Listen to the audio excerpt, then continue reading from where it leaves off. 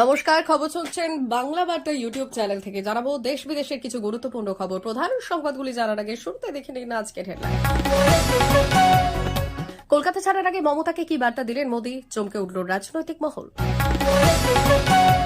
BJP JDU জোটের ওপর থেকে কি মুখ ফিরিয়ে নিচ্ছে বিহার? ওপিনিয়ন পোলের চাঞ্চল্যকর ফলাফল তোলপাড় রাজনীতি এক ঝলক। এসসি শংসাপত্রের নতুন নিয়মের ঘোষণা, মমতার ভোট ব্যাংক রাজনীতির অভিযোগ তুললেন শুভেন্দু। সেনা দিয়ে মুখ্যমন্ত্রীকে ক্ষমতা টেনে হিচড়ে নামিয়ে দেবে, ষড়যন্ত্রের অভিযোগ তুলে বিস্ফোরক দাবি তৃণমূল বিধায়কের।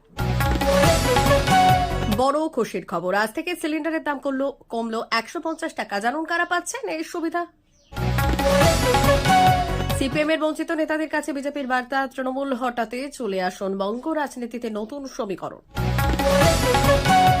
অভিষেকের এক ফ্রেমে অনুব্রত কাজল, তারপরই চমক, বিজেপিকে ঠেকাতে বীরভূমের নয়া খেলা।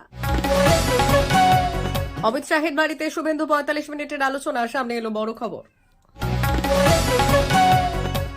যদি তারা তাদের প্রধানমন্ত্রী করতে পারে তাহলে তাদের সরাতে বেশি সময় লাগবে না। সুশীলা কার্কের এই সিদ্ধান্তে ক্ষুব্ধ জেনারেল জি সতর্কবার্তা দিলেন। হঠাৎই আবহাওয়ার বদল, বর্ষা বিদায়ের পর কেন তুমুল বৃষ্টি? প্রিয় দর্শক, প্রতিদিন নিয়মিত খবর শোনার জন্য বাংলা বার্তা চ্যানেলটিকে সাবস্ক্রাইব করুন। আসছে বিস্তারিত খবরে। কলকাতা ছাড়ার আগে মমতাকে কি বার্তা দিলেন মোদী? চমকে উঠল রাজনৈতিক মহল। প্রধানমন্ত্রী নরেন্দ্র মোদীর কলকাতা সফর ঘিরে ফের একবার নতুন করে আলোচনা শুরু হয়েছে। সরকারি কর্মসূচি শেষ করে বিমান ধরার আগে তিনি যে বার্তা দিলেন তা শুনে চমকে উঠেছে রাজ্য রাজনীতি। সোমবার যৌথ সেনাপতির সম্মেলনে 2025-এর উদ্বোধনে যোগ দিতে গিয়ে কলকাতায় এসেছিলেন প্রধানমন্ত্রী। এটি সম্পূর্ণভাবে সরকারি সফর হওয়ায় তিনি নিজের দলের রাজ্য নেতৃত্ব, যেমন বিরোধী দলনেতা শুভেন্দু অধিকারী বা রাজ্য সভাপতি শ্রমিক ভট্টাচার্যের সঙ্গে আলাদাভাবে কোনো বৈঠক করেননি। রাজভবনেও দেখা করেননি কোনো রাজনৈতিক নেতার সঙ্গে, বরং রাজনৈতিক নেতাদের থেকে দূরত্ব বজায় রেখেই তিনি তার সরকারি সফর সম্পন্ন করেন। বিজেপি জেডিইউ জোটের ওপর থেকে কি মুখ ফিরিয়ে নিচ্ছে বিহার? ওপিনিয়ন পোলের চাঞ্চল্যকর ফলাফলে তোলপাড় রাজনীতি। বিহারের রাজনীতিতে নতুন সমীকরণ। যেখানে লোকসভা নির্বাচনের আগে বিজেপি জেডিইউ জোটে জয় জয়কার শোনা যাচ্ছিল, সেখানেই এক সাম্প্রতিক সমীক্ষা সম্পূর্ণ ভিন্ন চিত্র তুলে ধরেছে। দেশের জনপ্রিয় সমীক্ষা সংস্থা ভোট ভাইবে করা এক ওপিনিয়ন পোলে উঠে এসেছে চমকে দেওয়ার মতো তথ্য। আর এই সমীক্ষায় অংশ নেওয়ার প্রায় 48% ভোটারই বর্তমানে সরকারের বিরুদ্ধে তাদের অসন্তোষ প্রকাশ করেছেন। দীর্ঘদিন ধরে নীতিশ কুমারের শাসন দেখার পর কি এবার সত্যি বদল চাইছে বিহারের মানুষ? সমীক্ষার ফল তেমনই ইঙ্গিত দিচ্ছে। শুধু শহরে নয়, বরং গ্রামের মানুষের মধ্যেও ক্ষোভ বাড়ছে সমান তালে। রাজনৈতিক পর্যবেক্ষকরা মনে করছেন রাহুল গান্ধীর ভোটার অধিকার যাত্রার পর এই সমীক্ষা চালানো হয়েছে, আর সেই যাত্রাই হয়তো সাধারণ মানুষের মধ্যে নতুন আশার সঞ্চার করেছে। তেজস্বী যাদব এবং রাহুল গান্ধীর যৌথ প্রচেষ্টা মানুষের মধ্যে পরিবর্তনের আকাঙ্ক্ষা আরও বাড়িয়ে তুলেছে বলে অনুমান করা হচ্ছে। এসসি শংসাপত্রে নতুন নিয়মের ঘোষণা, মমতার ভোট ব্যাংক রাজনীতির অভিযোগ তুললেন শুভেন্দু। তপশিলি জাতি সম্প্রদায়ের শংসাপত্র অর্থাৎ এসসি সার্টিফিকেট পাওয়ার নিয়মে বড় পরিবর্তনের পথ রাজ্য সরকারের। নবান্নের সরকারি পরিষেবা সংক্রান্ত রিভিউ বৈঠকে এই প্রস্তাব গৃহীত হয় এবং মুখ্যমন্ত্রী মমতা বন্দ্যোপাধ্যায় এতে সম্মতি জানায়। তবে বিরোধীরা এটিকে ভোট ব্যাংক রাজনীতির অংশ বলেই তোপ দেখেছেন। এতদিন অবধি নিয়ম ছিল মা ও বাবার কারো এসসি শংসাপত্র না থাকলে সন্তানের জন্য শংসাপত্র পেতে রক্তের সম্পর্ক থাকা দুজনের শংসাপত্র প্রয়োজন হতো। নবান্ন সূত্রে খবর, এবার সেই জটিল নিয়ম বদলাতে চলেছে সরকার। নতুন প্রস্তাব অনুযায়ী পরিবারের মধ্যে অন্তত একজনের এসসি শংসাপত্র থাকলেই আবেদনকারী শংসাপত্রের অধিকারী হবে। সেনা নিয়ে মুখ্যমন্ত্রীকে ক্ষমতা থেকে টেনে হিচড়ে নামিয়ে দেব, ষড়যন্ত্রের অভিযোগ তুলে বিস্ফোরক দাবি তৃণমূল বিধায়কের। সেনা ব্যবহার করে মুখ্যমন্ত্রীকে পদচ্যুত করতে চায় বিজেপি। সোমবার এমনই অভিযোগ তুললেন মালদার তৃণমূল জেলা সভাপতি তথা বিধায়ক আব্দুর রহিম বক্সে। সিলিন্ডারের দাম কমলে 150 টাকা। আর বড় খুশির খবর, আজ থেকে সিলিন্ডারের দাম কমে গেল 150 টাকা। জানুন কারা পাচ্ছেন এর সুবিধে। সেপ্টেম্বরে 2025-এর শুরুতেই সাধারণ মানুষ এবং ব্যবসায়ী মহলের জন্য এলো বড় স্বস্তির খবর। তেল বিপণন সংস্থাগুলি ঘোষণা করেছে এলপিজি গ্যাস সিলিন্ডারের দামে উল্লেখযোগ্য কাটছাট করা হয়েছে। এর ফলে বিশেষ করে হোটেল, রেস্তোরাঁ, ধাবা এবং ক্ষুদ্র ব্যবসায়ীদের খরচ অনেকটাই কমবে। বারবার দেখলেও ক্লান্ত হবেন না অন্ত্রপ্লালি নিরাহুয়ার রোমান্সে মাতোয়ারা দর্শক। এছাড়াও সেপ্টেম্বর মাস থেকে 19 কেজি কমার্শিয়াল এলপিজি সিলিন্ডারের দাম 51.50 টাকা পর্যন্ত কমানো হয়েছে। দিল্লিতে আগে যেখানে এই সিলিন্ডারের দাম ছিল 1,631.50 টাকা, তা নেমে এসেছে 1,580 টাকা। মুম্বাই, কলকাতা এবং চেন্নাইতেও মিলেছে একই ধরনের ছাড়। সিপিএম এর বঞ্চিত নেতাদের হাতে বিজেপির বার্তা, তৃণমূল হঠাৎ চলে আসুন, বঙ্গ রাজনীতিতে নতুন সমীকরণ। সিপিএম এর বঞ্চিত নেতাদের কাছে বিজেপির বার্তা পৌঁছতে শুরু করেছে দক্ষিণবঙ্গের 3 জেলায়। 2026 সালের বিধানসভা ভোট যত এগোচ্ছে ততই স্পষ্ট হচ্ছে যে বিজেপি এখন শুধু সাধারণ ভোটার নয়, সিপিএম এর ছাত্র যুব সংগঠনের বঞ্চিত ও উচ্চাকাঙ্ক্ষী নেতাদের লক্ষ্য করছে।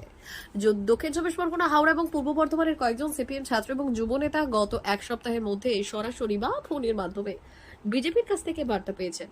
ওখানে থেকে কি হবে? চলে আসুন, তৃণমূলকে হটাতে বলেই বিজেপির ভরসা। আর এই যোগাযোগের কৌশলকে কেন্দ্র করে বাংলার রাজনীতিতে নয়া জল্পনা তৈরি হয়েছে। প্রতিটি ক্ষেত্রে যারা বার্তা পেয়েছে তারা সিপিএম এর ছাত্র বা যুব সংগঠনের জেলা স্তরের প্রথম সারির নেতা। কমিটির পদ না পাওয়া বা নেতৃত্বে পিছিয়ে পড়ার ক্ষোভ থেকেই তাদের বিজেপি লক্ষ্য করেছে বলে দাবি। সামাজিক মাধ্যমে নেতাদের পোস্ট ঘিরে বিজেপি তাদের মনস্তত্ত্ব বোঝার চেষ্টা করছে। গত বৃহস্পতিবার পূর্ব বর্ধমানের এক যুব নেতাকে বিজেপির তরফে জানানো হয়েছিল, আপনাকে বাদ দিয়ে তো জেলা কমিটিতে অন্যকে দেওয়া হলো, কি করবেন? আর চলে আসুন। অভিষেকের এক ফ্রেমে অনুব্রত কাজল, তারপরই চমক, বিজেপিকে ঠেকাতে বীরভূমে নয়া খেলা। বছর ঘুরলেই রাজ্যে বিধানসভা নির্বাচন, আর তার আগেই দলের সাংগঠনিক শক্তি বাড়াতে ময়দানে নেমেছে তৃণমূলের সর্বভারতীয় সাধারণ সম্পাদক অভিষেক বন্দ্যোপাধ্যায়। সোমবার সেই লক্ষ্যে বীরভূম ও পুরুলিয়ার গুরুত্বপূর্ণ সাংগঠনিক বৈঠক করলেন তিনি। এই বৈঠকের মূল বার্তা ছিল একটাই, একতাই শক্তি। বিশেষ করে বীরভূমের বৈঠক, যেখানে দীর্ঘদিন ধরে চলে আসা গোষ্ঠীদ্বন্দ্বের ছবি পাল্টে এক ফ্রেমে দেখা গেল অনুব্রত মণ্ডল এবং কাজল শেখকে। আর এই দৃশ্যকে উদাহরণযোগ্য ছবি বলে ব্যাখ্যা করেছেন অভিষেক। সূত্রের খবর, বীরভূমের দলের প্রতিটি আসন নিশ্চিত করতে বেশ কিছু ব্লকের সভাপতির পদে পরিবর্তন আসতে পারে। যাদের উপর নতুন দায়িত্ব দেওয়া হবে তাদের রাজনৈতিক এবং সাংগঠনিক দক্ষতা খতিয়ে দেখা হবে। বৈঠক শেষে দুই পক্ষই দলের প্রতি আনুগত্য প্রকাশ করে জেতার বার্তা দিয়েছেন। অমিত শাহের বাড়িতে শুভেন্দু, 45 মিনিটের আলোচনা, সামনে এলো বড় খবর। এই রাজ্যের বিরোধী দলনেতা যখনই দিল্লি যান তখনই রাজ্য রাজনীতিতে জল্পনা তৈরি হতে শুরু করে।